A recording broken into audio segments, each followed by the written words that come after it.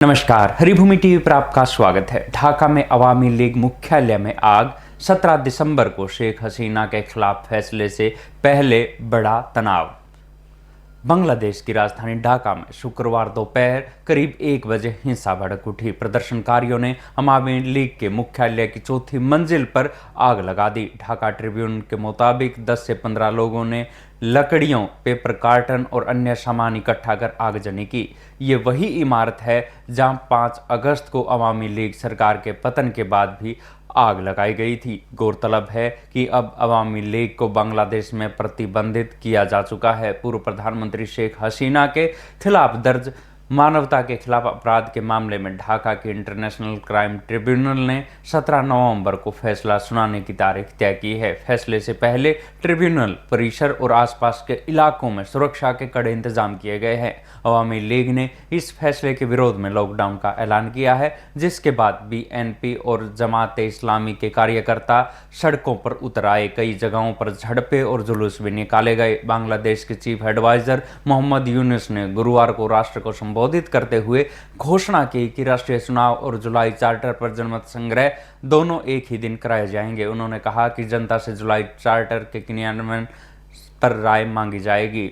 इसमें 4 प्रमुख हिस्से होंगे, जिनमें लोकतांत्रिक संतुलन और राजनीतिक दलों के बीच समान प्रतिनिधित्व सुनिश्चित किया जाएगा। यूनुस ने कहा कि 100 सदस्यीय ऊपरी सदन का गठन आनुपातिक प्रतिनिधित्व के आधार पर होगा, यानी जितने वोट किसी पार्टी को मिलेंगे उतनी ही सीटें उसे मिलेगी। उन्होंने कहा कि इन फैसलों को लागू करने के लिए सरकारी गजट की अधिसूचना जल्द जारी की जाएगी। सरकारी वकील गाजी मुनव्वर हुसैन तमीम ने कहा कि हसीना पर हत्या, अपहरण, अपराध रोकने में नाकामी और मानवता के खिलाफ अपराध जैसे 5 गंभीर आरोप हैं। सरकार ने उनके लिए फांसी की सजा की मांग की है। फैसले से पहले पूरे बांग्लादेश में हाई अलर्ट घोषित किया गया है। एयरपोर्ट, सरकारी इमारतों, रणनीतिक ठिकानों पर पुलिस और सेना की तैनाती बढ़ा दी गई है। बांग्लादेश में 5 अगस्त 2024 को शेख हसीना की सरकार का तख्ता पलट हुआ था। उससे पहले और बाद में देश भर में भारी विरोध, हिंसा और आगजनी हुई। सरकार पर आरोप लगा कि उसने